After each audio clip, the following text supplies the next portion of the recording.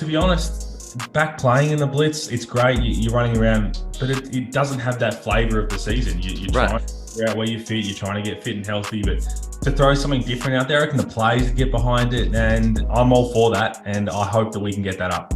All right. Let's veer into the clubs now. Now, as you present your New Year's resolution, you've got to put that club's hat on and be that club as you announce it. So we're going to go alphabetical order. I was saying to you before, whenever I list the teams, I just go alphabetical order. Adelaide, Brisbane, Cairns, Illawarra, Melbourne, New Zealand, Perth, South, Melbourne, Sydney, Tasmania. It just rattles off my head.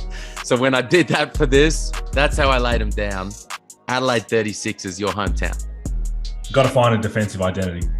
That's the New Year's resolution, because you've got offensive scorers throughout the entire roster, one of the deepest, if not the deepest team in the league in terms of offensive talent. But you give up 90 plus points a game, you're just not going to win in the NBL. It's been proven time and time again how strong you have to be defensively, especially the last few years. You look at the 3 of the 4 finalists over the last 2, maybe 3 seasons, all gave up anywhere between 79 and 81 points. So they're leaking around 90, and they just can't lock in defensively, which is strange when you look at their roster, especially with Mitch McCarron, Sunday Dech, Antonius Cleveland, and even Kai Sotto now protecting the rim, kind of thinking they've got enough pieces there, but it seems to just get lost when they roll the ball out.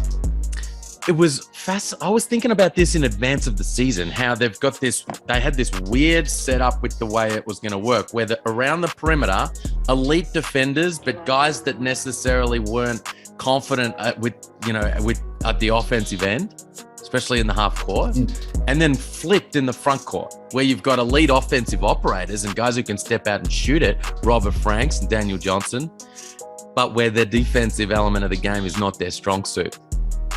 And as much as you want to lock up on the perimeter, everybody needs to be involved.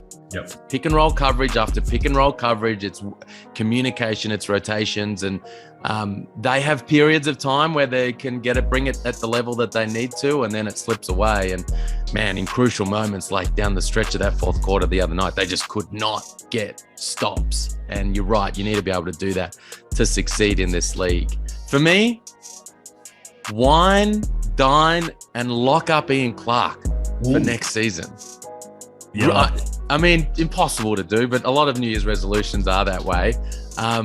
Wouldn't it be really, really cool to see him locked and loaded, and ready to be on an NBL roster from the start of the season? He'd be an all-league type contributor.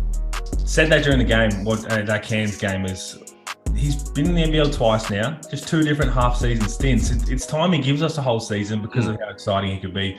No doubt would be an all NBL caliber player, and that'd be huge for Adelaide to be able to do that. And I mean, we've already seen he's only played some limited minutes, but just that spark he's already bringing, and talking to Mitch McCarron, just how unbelievable he is in the locker room. So just imagine that person who has a culture to build from the preseason, and probably if you're locking in early enough to have that input around, okay, what other pieces do we need to fit around you